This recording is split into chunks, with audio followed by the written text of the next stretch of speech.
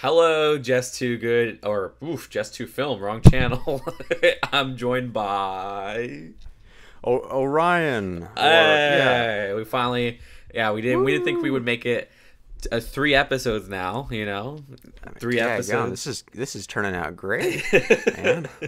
Hey, I will say, 3 episodes. We have basically 3 movies because today we'll be taking a look at Cinderella 2015, right? It's 2015, or was it?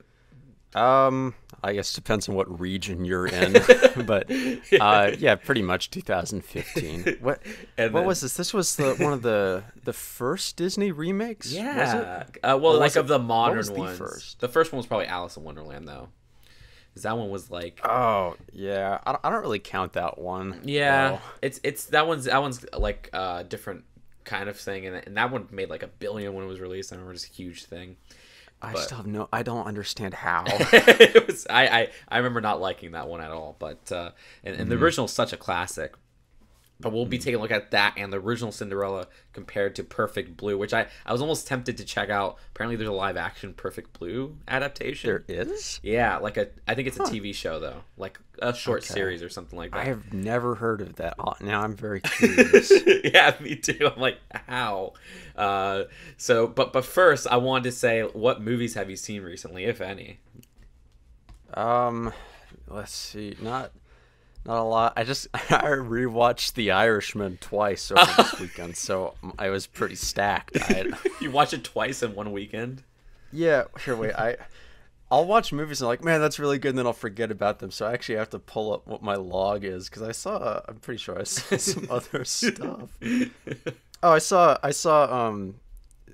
kind of in theme with this. I was really curious to see if I liked it as much, but Ever After, A Cinderella Story. Yeah, I Have saw you that was seen on Disney Plus recently. What was it good? Well, it's actually one of like my childhood favorite films. Like that's something that I would always watch with my family. But it's have you seen Knight's Tale? No, I haven't. Oh, okay. So, oh man. So one day you need to sit down. You need to watch Knight's Tale and Knight's Ever Tale. After back to back. They are like the most cheesy, like popcorny, tongue-in-cheek medieval rom-com movies you could ever imagine. It's beautiful. That sounds great. But I saw that, and I saw Gretel and Hansel, which I really, really liked. Apparently, a lot of people didn't like it. I'm sitting there watching this movie like, man, this is so awesome. Who was in And that like, one, Gretel and Hansel? Because I've heard a few like that. I don't know which one it is specifically. I'm actually not sure what the actors' names are, and it's not Frank Oz who directed it. It's Oz Perkins. Oz Perkins Okay. directed it. Almost gonna be high. And he did the Black Coat's Daughter, I think, if you've heard of Nope, that. haven't But heard of that one. it's kind of like, I don't know if you've seen Mandy, but it's very like I want to see Panos- Manny. That's on my list because everybody's like, "Oh, it's very Lynchian," and I'm like, "Okay." Well, Yeah, that's me. I don't know. It's more Refn than Lynch, I think. Oh, you feel? That's a different feel for sure. Yeah, but I really like that. It's way past Halloween. We were gonna do stuff for Halloween, but Yeah. if you're still in that mood, I would definitely recommend Gretel down. and Hansel. But that's about as much as I've seen. How about you? What did you see? Yeah, I don't know. For some reason, I got like a classic cinema bug. So like I've been watching a lot of old stuff. Well, I was usually leaning more towards contemporary stuff. So like I've seen a lot of classic stuff recently. So like I saw Raging Bull for the first time, which that was off of your really? recommendation, really. And Did you like it? I love that's my favorite Scorsese Yeah. now. Like it's awesome. okay. Incredible. That was incredible. Like I was not expecting even De Niro to go to that lengths. Like I can't believe like he gained weight for that role. Like that blew my I know. mind. Like, oh my god. Well, it's weird though when you look at like method actors like Christian Bale now, and then like they gain a ton of weight for something like American Hustle. To me, for some reason, that isn't quite as shocking as De Niro doing it. That I one guess was it's like because I thought it was a different actor. I was like, what the heck? I know. I think it's just because De Niro is both a better actor. Yeah, it's so than good. Bale. I thought this was like his best role, honestly. Like Yeah, this and The Irishman. That's what it's Irishman's tied pretty for with me. I'm gonna rewatch Irishman soon. I've been craving it. That's what everyone else says, and then they look at the runtime and they're like, "Nah, I can watch 2 movies." 3:23. Yeah, I could. No, thank you. That's up there with like rewatching Stalker. It's like, yeah, I'll get around to it. 4-hour movie. I still gotta watch that for the first time. Okay, that's what I'm like. I'm gonna watch Stalker today, and then I end up watching something quicker. But yeah, so I also saw Mean Streets last night, which I didn't like near. I actually didn't really like. I didn't love that one. Really? I like it. I didn't love it. Yeah, it felt like a prototype Goodfellas, pretty sloppy in my opinion. But I liked some camera shots that here and there. It's interesting though, like since that's like some of his like earlier work. To me, I kind of like admire the sloppiness. That's probably like my 5th favorite Scorsese movie because I like seeing You like that sloppiness. Well, because if you've seen, that was actually one of my first Scorsese movies that I'd ever seen. But if you've seen like Goodfellas and everything before it, it kind of seems almost derivative of those films because it's like in excess of what those films did kind of better later. But you have to take into account that's the first time that those tropes kind of showed up for Scorsese. So That's a good point too. Yeah, you have to like reverse engineer how it starts. So to me, it's cool because like I get to see where everything started, like the seeds of and I like seeing that too. I like seeing because there's a lot of elements. It also reminded me a lot of Casino for some reason. But oh yeah, I like doing that where we start with like for example, I saw The Lobster this week and we did Dogtooth, and it's just crazy seeing this change from Dogtooth to Lobster. Wait, was that your first time seeing The Lobster? Yep, first time seeing The Lobster. When you posted your photo of like your cinema library, I was like zooming in. I'm like, it's kind of pixelated, but is that The Lobster on there? Yeah, I have The Lobster. I have all of his movies except the one that like he did Alps in 2005. and stuff. No, I have Alps. Like, did you ever see Alps? No, I'll say it's still on my list, but like my list is like 1,000-something movies long. But like... did you like Lobster better? Yeah, no, I didn't like it better than Dogtooth. Okay, but I liked Lobster a lot, like as a satire on like a lot of those traditional things that we expect from relationships and everything. I like that, but I do think it felt like there was a lot of ideas there that weren't explored, like that the hunting part of it. I felt could have been explored a little bit more in terms of its point in the story and everything. It felt like that was just kind of there and not fully realized. It's weird because I think I don't know how to. This like stages to Yorgos's career, at least what I'm picking up from finally having seen Dogtooth with you. Dogtooth is like, I think the peak of what he did like in his foreign language category when he's still making stuff in Greek. And then I think, The Lobster was like the transition, I think, to English. Yeah, which is crazy because he's directing it in a language that isn't even like his native language. I have so much respect for that alone. Like, holy crap. Oh, yeah. Yeah. But I don't think it's necessarily the going over to English that makes The Lobster not as good as Dogtooth. It feels like tonally, it's like a middle child between Dogtooth and then Killing of a Sacred Deer, which I think is way better than The Lobster. And then it's weird, you get to The Favorite after Killing of a Sacred Deer. And I don't know if he's switching gears again, but that feels like the middle child between Killing of a Sacred Deer and whatever else comes after The Favorite. And I didn't really enjoy The Favorite all that much. So I'm working my way there. What you'll think? I'm super curious. Yeah, because that one everybody says is like his best. You know, The Favorite. Oh no, I hear that a lot. They're just saying that because it was an Oscar season and like film Twitter lost their minds. So whatever. Yeah, I wonder how many I've seen Dogtooth or even Alps. Like Alps is underrated. I like Alps a lot, but I gotta see it. I'll watch that soon. Maybe I'll recommend it sometime. But yeah, no, The Lobster. What I would say wasn't nearly as dark as like Dogtooth, but it has a totally different tone than Dogtooth too. I feel like if it's more of this almost post-apocalyptic dry feel to it. I don't know. Wow. Yeah, sort of. Dogtooth almost felt grounded in this like this could happen even though it's so extreme, you know. But what were you gonna say? Yeah. Dang it! I lost my. Sorry.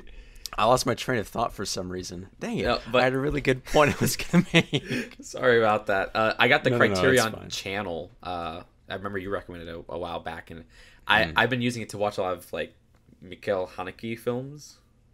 Oh yeah. Yeah. Okay. So like I saw like another one called Benny's Video, which was pretty good, and I saw a more recently, and that was like one of the best movies I've seen ever. I'd give it like a 10 out of 10. See, yeah, you're kind of getting ahead of me here. I'm gonna have to, I'm gonna have to catch up. So, I've had the Criterion Channel app for a really long time. Dude, it's so but then worth like it. I'm kind of just having it to just kind of support them now because I haven't used it that much. I feel guilty. No, I was amazed how much they have on there because they have basically like most of Haneke's work, and then they have like Yeah. they have these obscure ones from like they have Yorgos's that 2005 movie that I cannot find anywhere. They have a bunch of Safdie brothers like short films and stuff like that. But then they have Yeah, classic it's great when stuff. they do collections. Yeah, I like the collection stuff. Like, but it sucks when some stuff is missing. It's like, okay, why isn't that there? Like, I don't think they have any. Well, they'll stuff. rotate it out. Oh, so they it'll, rotate like, it? Yeah, I Okay. think every month they have different like programming, I guess. And it'll be seasonal too. Like for I don't know if you were watching it around Halloween, but they had like a ton of great horror stuff. Like Oh, the that's original awesome. Nosferatu, Vampire, like the 1920 whatever one. That was good. Yeah, no, I just got it like last week, so I missed all of that. Oh, okay. Yeah, but, no, it's great. No, yeah, no, I was really happy. And I started Akira Kurosawa, so I saw Rashomon yesterday. Have you ever seen Rashomon? That's actually like one of the ones, like the big ones he's done that I haven't seen. I like a smaller Kurosawa better, like Redbeard or Dreams. Those are like my favorite ones. Okay, I'll have to check one of those out next then. Okay. Dreams especially, but it's like really, really, really slow. So don't watch it if you're not like, okay, I'm committing to this one. Good. Okay, I'll keep that in mind. So yeah, I've been getting into a lot of classic stuff, so that's what I've been watching. But we both saw 3 films, and the first pairing, was the Cinderella. So we have the first one from '53, is it? It's weird because I've seen when I was looking it up. Apparently, sometimes there's dates listed for like 55 and then like 50. I think. Yeah. I'm looking on Letterboxd. It's 55. Okay, so I guess they just Okay. released it But, a bunch of times. Yeah, I'm not. I didn't watch it on Disney Plus. Oh no! So, yeah. Yo ho. All right, but so for Cinderella, 1950, what do you think? Well, because I probably have seen it before, but it was when I was super young, so I didn't remember much from it. So it was pretty much a first watch for me. Yeah, it was same here. And first, I watched the remake first. So okay. when I went back to this, it's weird because it doesn't.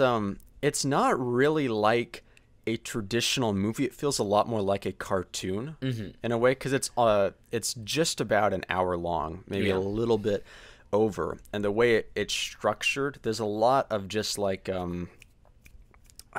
what's that term when like nothing's really happening but a lot of like little things are happening. I forget what that's called, but almost not like slice of life, that's not what it is, but like a lot of hijinks with the mouse and stuff. There's a lot of focus. There's like constant music too as well, and the music's very, very good. It's kind of like structured like Alice in Wonderland, where it's just kind of like a one act kind of structure. You have conflict, and then you overcome conflict, and that's really the whole thing. It's nice and neat. Yeah, a lot of these older Disney movies are kind of like that because it's definitely like for children. The remake is more for the people who really loved the original that they saw as a kid, or like for kind of like tween girls. This one is more, I think, for like 6-year-olds, 8-year-olds, like actual children. Don't you think? I agree with that.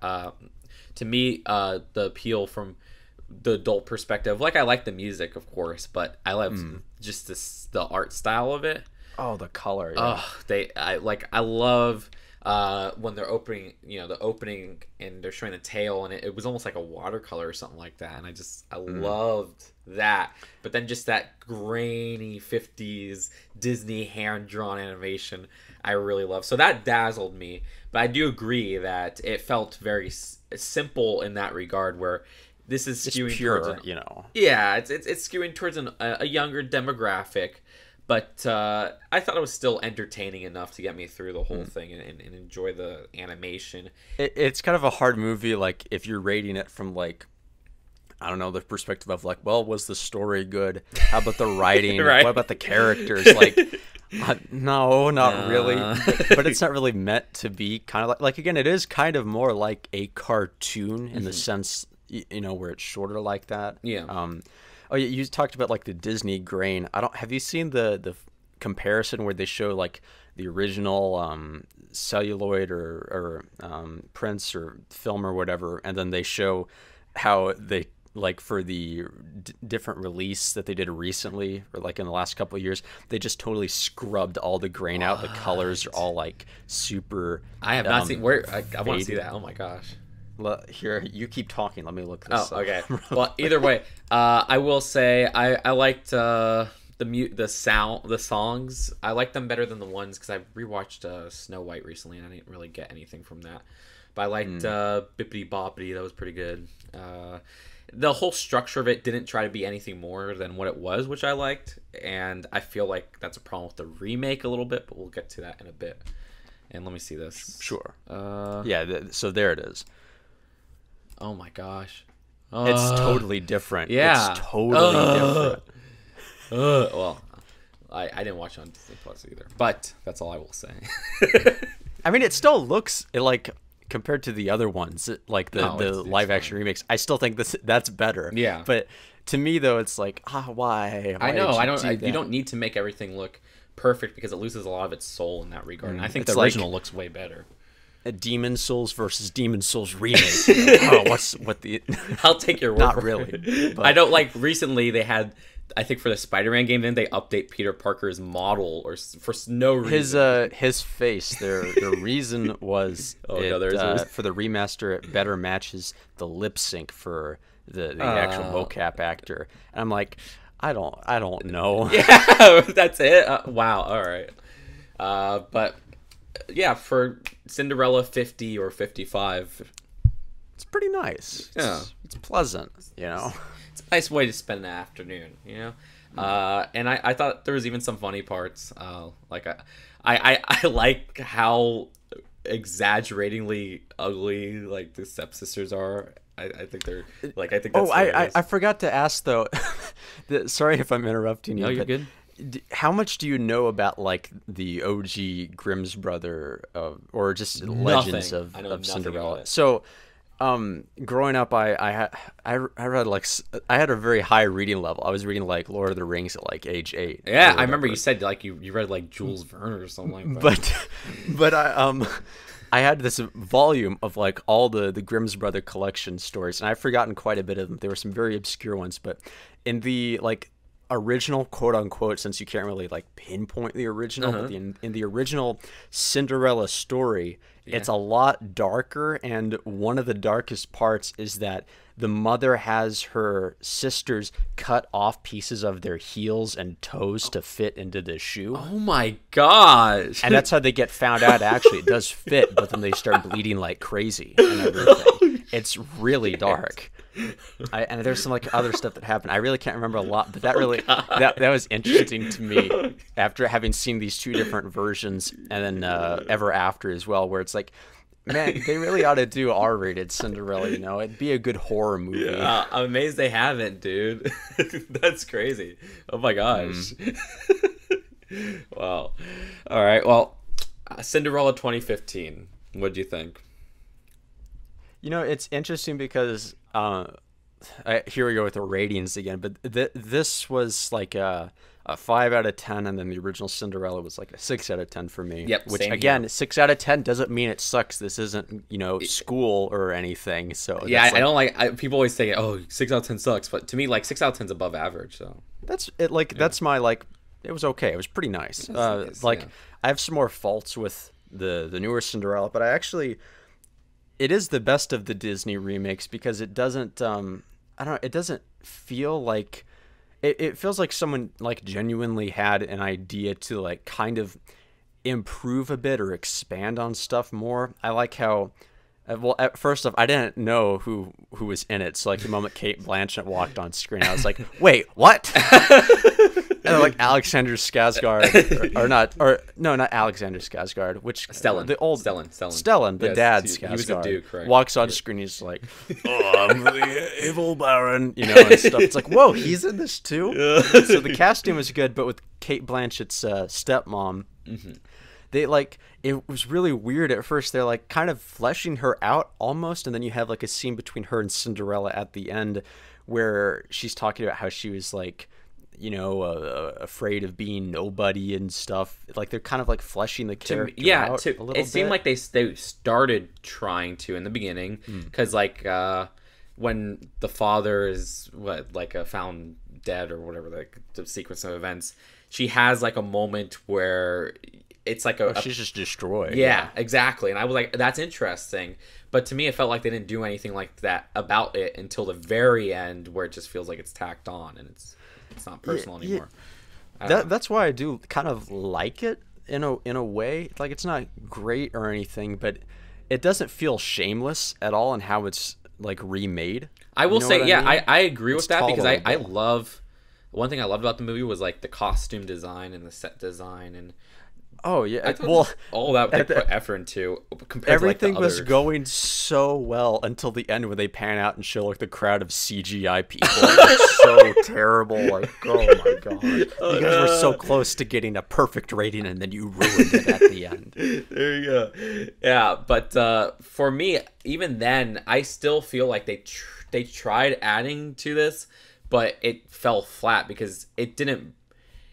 Even the performance of, say, Kate Blanchett as a stepmother, to me, it could have been something, but I don't. She did the best with what she got. Let me tell you, though. Perhaps, but to me, she didn't bring anything. Like I don't know what she brought to the table. I don't know what Cinderella brought to the table. Whoever played Cinderella, who was it? Glass slippers. Actually, I'm not sure Lily James. Yeah. Who played her. I'm not sure. Lily James. Okay. I don't know where she's been from. In anything else recently? She was in Yesterday. She was in Baby Driver. Baby Driver. Oh gosh, both movies I do not. Oh, you like Baby? I love Baby Driver. You don't like Yesterday though? I've never seen it. Oh yeah, okay. You gotta sit down and watch Yesterday with like some friends or like your girlfriend or something, and you will have a blast making fun of it. It's so like it's Danny Boyle too, right? No, it's mind-boggling.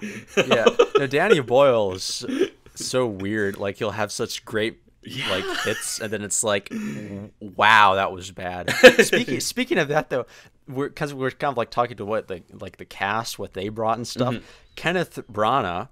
It's so weird. Like I haven't seen a lot of his older work, but like, are you familiar with him though? Yeah, I'm familiar with. So he's the bad guy in Tenet. He's the bad guy from Tenet, and Orient Express, and then. Yeah, or Orient Express, which is probably one of the most boring films I've ever seen before. I know it was fine, but I don't remember. What else did he make? But that's thing, another weird choice because like after I watched the movie, I'm like, who directed this? Because I feel like the direction almost saved some of it. And I'm like, wait, Kenneth Branagh. But didn't he do? Okay. Did he do a new one? Did he do Beauty and the Beast? He also did the first Thor as well. Oh, okay, that was it. Or he did the first or second. No, the first one. He did the first one. It was the first one. Yeah. Oh, he did Artemis Fowl. That was it. Oh no, he did Artemis Fowl. He did Artemis Fowl. Too?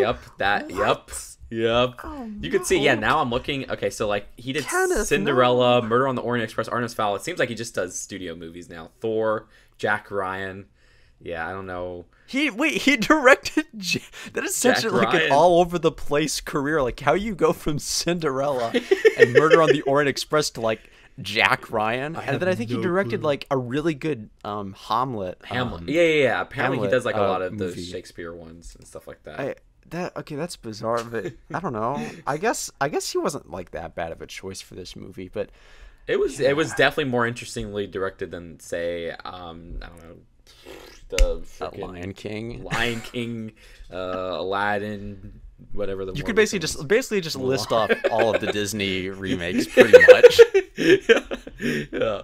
But to me, at the very end of the day, I grasped nothing from this movie as, oh, I like this part. It just did everything fine, and then At least with the I original, I wouldn't- liked some of the music and the animation, but I I, don't know. I would watch the original again. I don't think like if I have a little sister who's like about, yeah, she could be 9 this year, but I'd like easily watch the original with her just for kicks, or I'd even watch it by myself again. But I don't think I could find a good reason to watch the remake again. Partially because it kind of expands too much. How long is it? About 2 hours? It's, I think, 140, 150.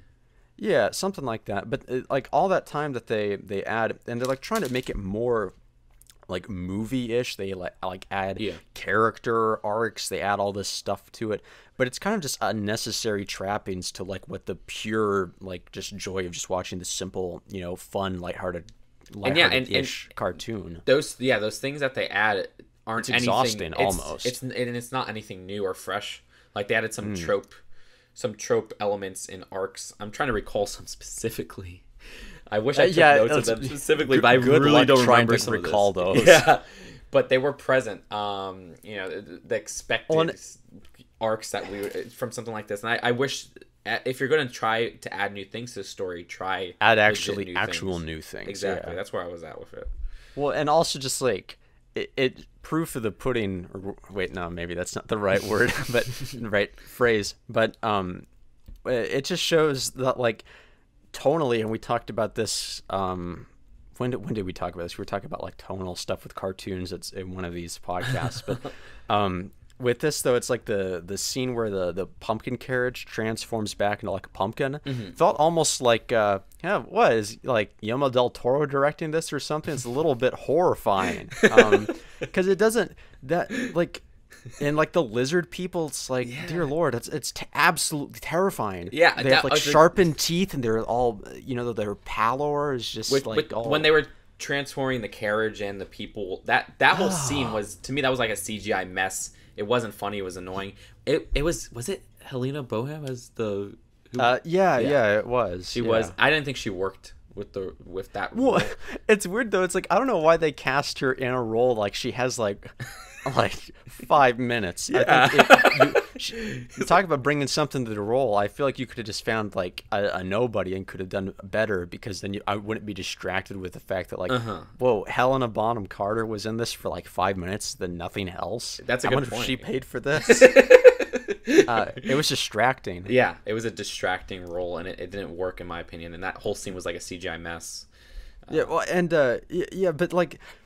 There's things like the idea of a carriage, not a carriage, a pumpkin turning into a carriage, mice turning into horses, and lizards turning into coachmen, as well as a duck turning into a horse. What is?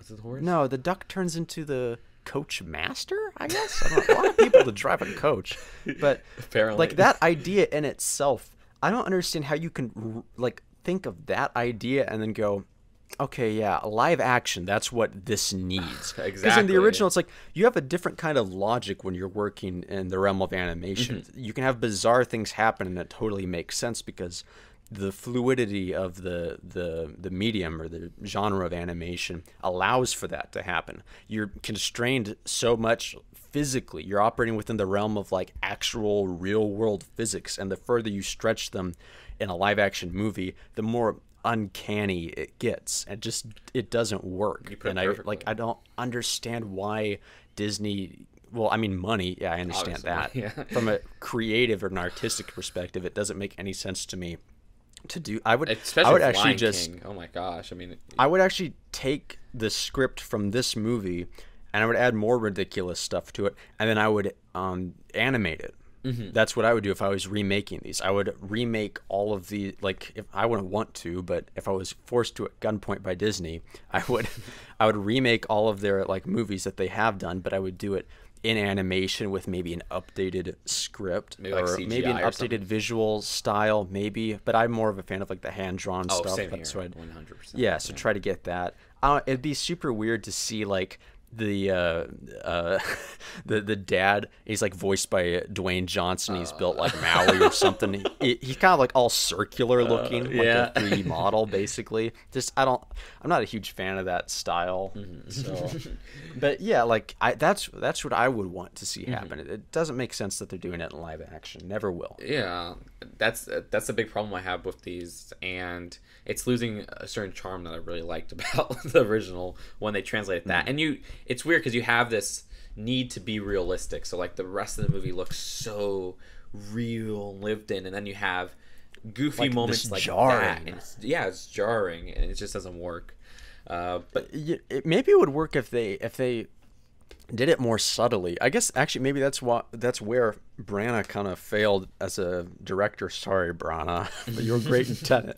But a better director, maybe it was forced on them by Disney. They would frame the carriage changing sequence a lot more subtly, because you can do it, you just can't do it. You can't try to copy the way it is in a cartoon. You have to do it differently. Exactly. Like, yeah. you don't even have to show that, like, in live action, part of the thing, like, why you do live action is to have character, like, actors, like actual people giving emotions through their faces. That's what you want to see. So what you could do is you could off screen, you have the carriage being made, and what you do is you have this like slow pan towards a close-up of Cinderella's face, and like there's this bright light in front of her, and she has like this ecstatic look on her face that grows more joyful and like wonderful as she sees what's happening. And then you cut away from that, and then you show the carriage, and then like it's kind of like a more magical moment like Yeah, that. no, you can that would be a good way to put it. Yeah. But so what would you give it at the end of the day? I don't know. Maybe if I did see it again, maybe I would give it a 6. I don't know, but right now probably not. Just if I was going to rewatch it now, I feel like it'd be more of a chore. Just I don't know, for reasons we previously talked about, but definitely a 5 out of 10. It's closer to a 6 than a 4. Definitely a 5 though. And then with the original, hard 6. Solid. Strong 6. Yeah, for this one, I would say I give it a 5 out of 10, closer to a 4 than a 6, and for the original, a nice 6. Yeah. This is nice. We're syncing up pretty well on this. Well, we're not going to sync up see what happens. A little bit for this one. Perfect Blue was our next movie, which was your choice, and it's going to be interesting to really compare Cinderella to Perfect Blue. But yeah, for Perfect Blue, I guess introduce it a bit. Well, now I'm really curious if you liked it or not. But okay, so Perfect Blue is an anime movie directed. Also, sorry, I'm getting off topic, but when people say anime doesn't necessarily mean series, but it also kind of means series as well. So like when you're suggesting a good anime to somebody, make sure you're stressing if it's like a movie or a series or not. But this is an anime film, or an OVA, which stands for I forget what original it stands video for, animation. Yes, exactly. Thank you. And it's directed by Satoshi Kon, who sadly passed away pretty prematurely, I think in 2005 or 2008, from pancreatic cancer. And he made four films, which are pretty widely known. They're all like cult classics, but among people who enjoy anime, they're very widely known. Yeah, I mean, I really like. I've heard of all of them, like Paprika. Like that's a really famous one.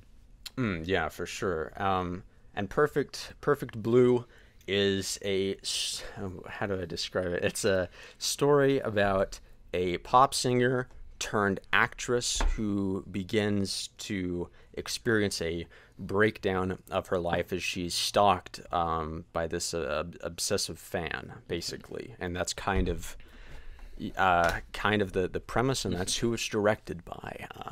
So, Perfect Blue. Yeah. Well, when was the first time you saw it?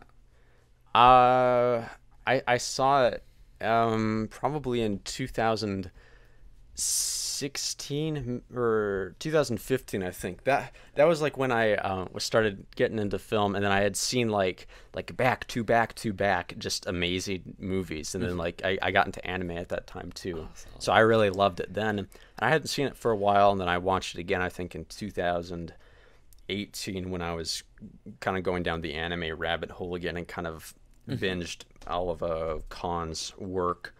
I've only seen it 3 times though. This would be the 3rd time.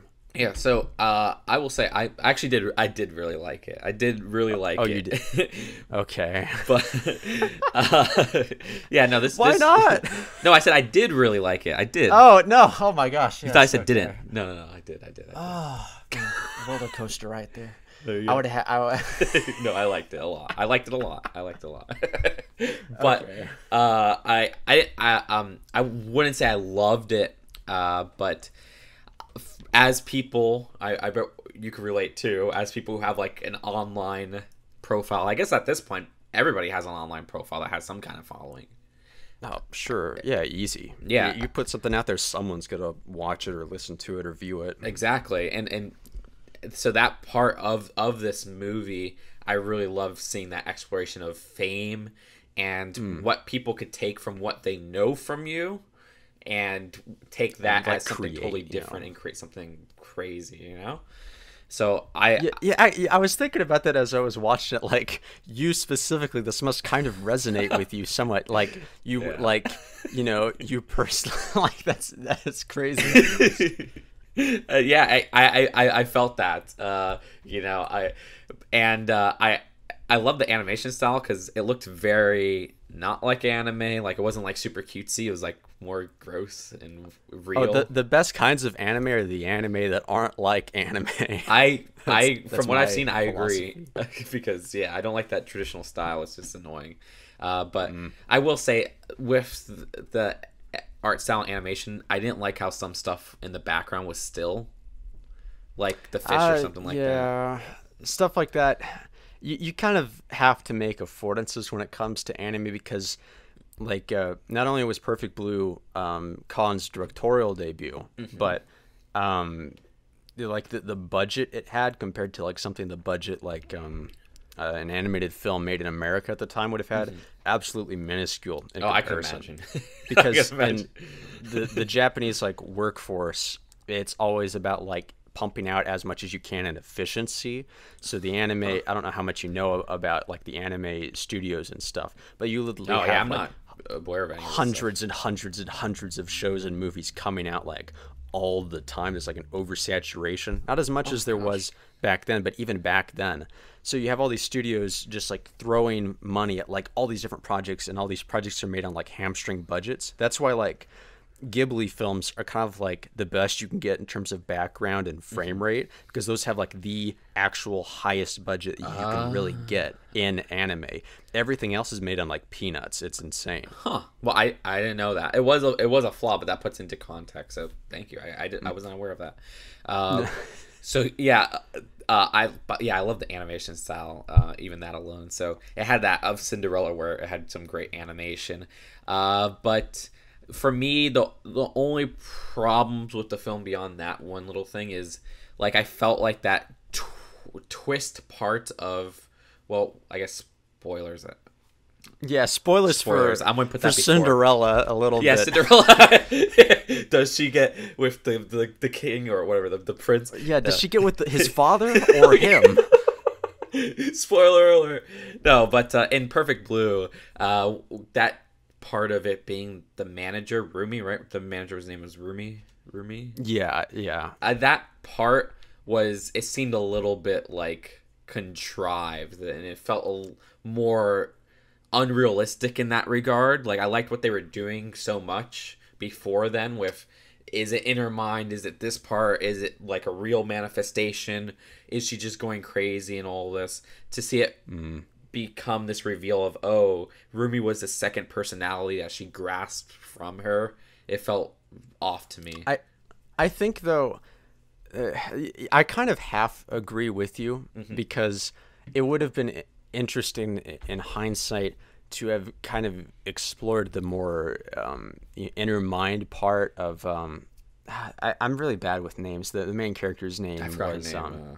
yeah, okay, the main character, The main as character. I'll call her. Yeah, it would have been interesting to kind of explore that more, but it also kind of works for me because fame affects the person who's become famous as much as it affects the people who are around them or are fans of them. Like the way you'll see in real life, so much people try to like copy famous people to like a disturbing degree, like the way that fame and icons kind of influence the way that we dress, sometimes even the things that we eat as well. They're always like in the back of your mind. You know, you're listening to a song and it, like, depending on how much you like the artist on it, affects how much you like the song or whatever. Point. That's a good point. So to me, it made sense that someone is in such close proximity to someone who's famous, but who isn't famous, but is also kind of like an admirer of that person, especially with like a weak mental state, would eventually begin to kind of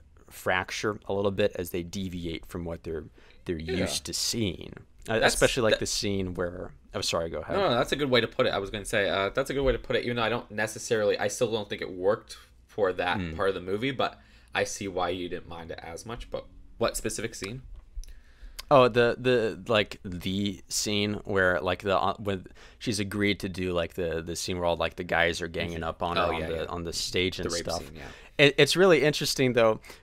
Like a lot of the like when people film like rape scenes in movies, it's like, yes, today we're filming the rape scene. Yeah. And it's like, how do people even feel about that? Like, you know, how does the agent of that person feel? I never that thought scene? about it until they showed that. Like, and I love that they showed like Rumi like reacting to it and stuff. Because it's like, even if it's like the one thing, like that I believe in, like people like, well, how come kids, you know, they could watch all this violent stuff, but they can't like see a boob on screen or whatever. And the thing though is that like you can fake violence, but you can't fake nudity, really. And like you can fake like a well, you rape can scene. you can fake nudity. I've seen some like I think, you can fake nudity, but like movie I saw recently the that had, idea like, though nipples. of it.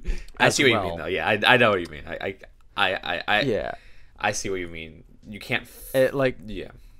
It was just really interesting to like think about it more, because it had been a while since I'd seen it, and you know, seeing it again like that, it was like, daggum, I'm gonna be like thinking about films a little bit differently now, like the production of them at least. Yeah. It must be terrible for some people to sit there for that. No, yeah, for that scene, that was one of my favorite scenes because of that perspective. I never thought was like, how do these actors feel when recording a scene like this, and how do you even set this up? Hear that, folks? Justin's favorite scene was the rape. Oh scene. no! I didn't mean that. But yeah, you get the point. So I like that aspect of that. That was a great sequence, and then the ending sequence. Even though I don't like that whole part of it being roomy, I liked that whole sequence of like the chase and where they end up and how it kind of ends ambiguously. Because I even read that like the English version, because the version we watched, it was her voice, or was it Rumi's voice? I don't remember. I got it mixed up because one of them in the English version, the last word is said by Rumi, and in the Japanese version, I think the last word is said by. So I'm not a big dub fan. So I watched it subbed subtitle. too. I watched it subbed. And it's Mimi, I think. That's the character's name. Yeah. She says the last words in the movie. Yeah, so in the English version, Rumi says the last words. But I like how it almost has like an ambiguous ending with the hospital and everything. So Perfect Blue is the name of the novel that this movie is quote unquote based on. But Khan made so many changes to it that in an interview he said that the name Perfect Blue kind of lost a lot of its meaning, but he wanted to keep it anyway because it sounded cool. But there's also the interesting thing though is that that's why I like Khan so much. But the Perfect Blue and like loose, like a blue day means like a I forget what, dang it, I researched this and now I'm forgetting what it is, but I think it means like a perfect, not a perfect day, but like a clear day, like a good day, like a perfect blue day is kind of like a perfectly um, kind of half melancholic, half good sort of day. So it's kind of like a bittersweet thing to say almost. And Khan's name, Khan, in like some kanji forms is actually just blue. So you can kind of read it as like a critique of his own sort of attachment to fame as well. He never really fully clarified it. He just said that he liked to keep the name even though it didn't have a lot to do with the novel stuff. Now, I still think there are like curious some what the novel brings that it has to do with the perfect blue. Like I wonder what they add to it to have that perfect blue meaning or whatever. I think it actually, I haven't read it, but if I had to guess or speculate, I think it has to do probably with the fish, like the water. Yeah, I see. Yeah, that makes sense. For a movie called Perfect Blue, there's an awful lot of red in it. There's a couple essays on YouTube. I was looking. I didn't watch them because I'm not a huge video essay fan. But it's like the meaning of the red in Perfect Blue. I'm like, interesting. There you go. So, if you had to rate it, what would you rate it?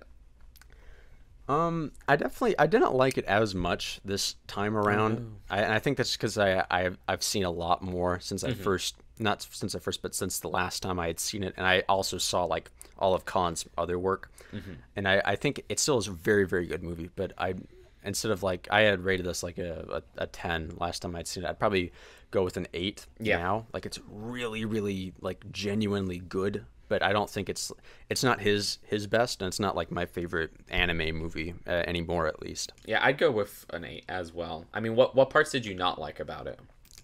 Well, it wasn't that there were parts that I didn't like. It just, I guess the more you see a film, sometimes it's like the less effective it is, especially when there are movies that are like thrillers.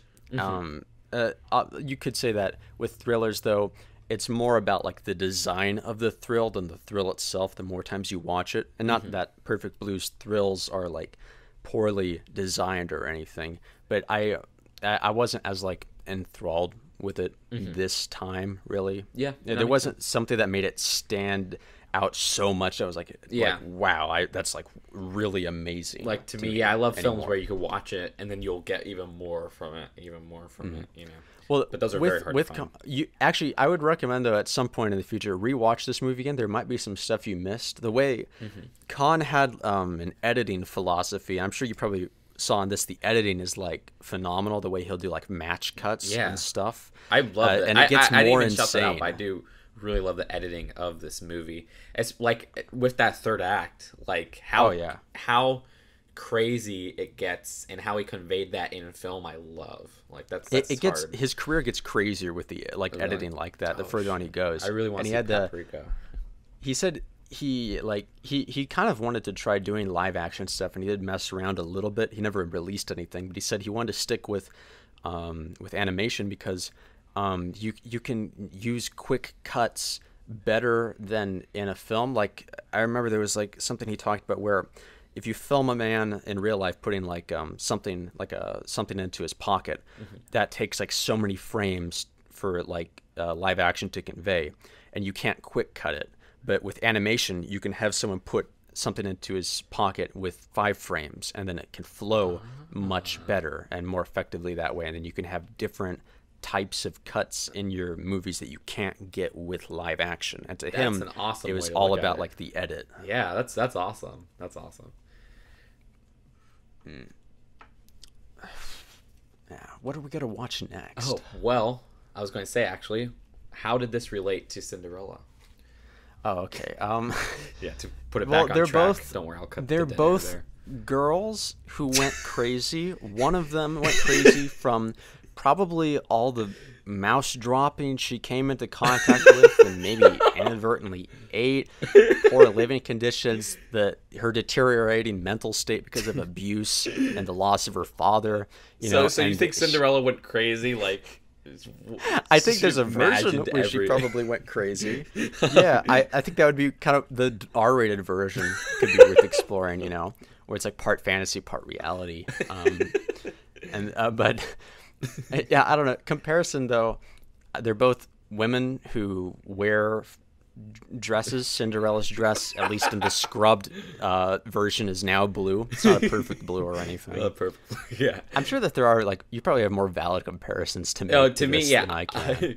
I was just going to say, like, to me, with Perfect Blue and the original Cinderella, I loved the animation of both. Both are have a very distinct style to them that you don't just see any other place.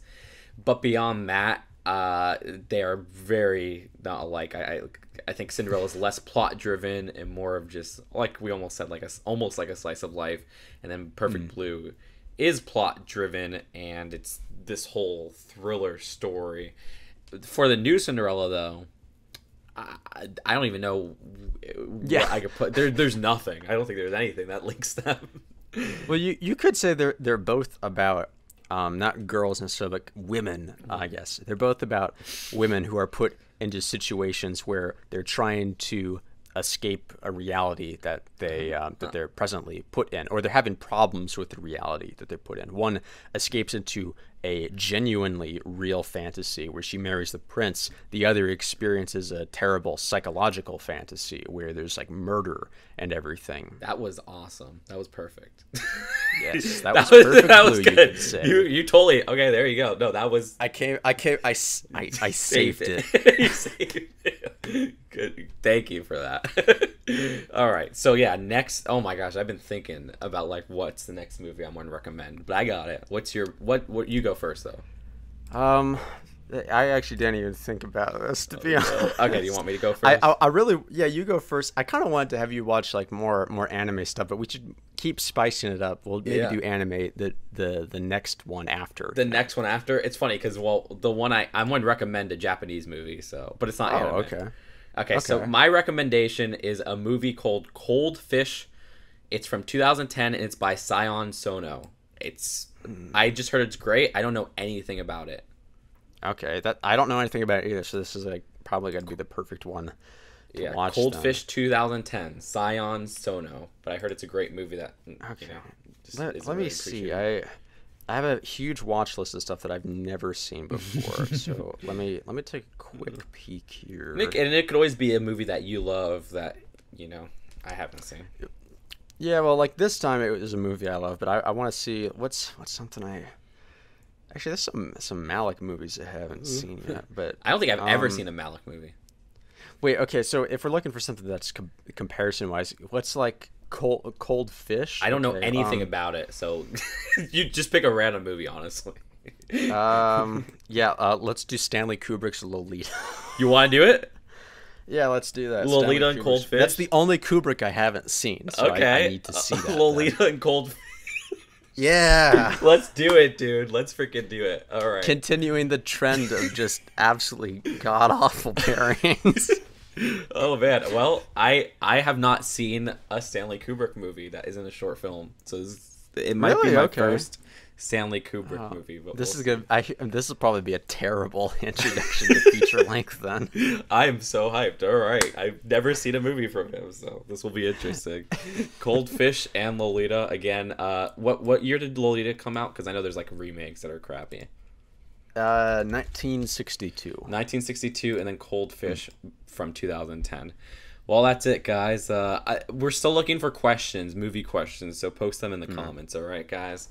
But I'll see you guys later. Peace out. Bye-bye. Bye.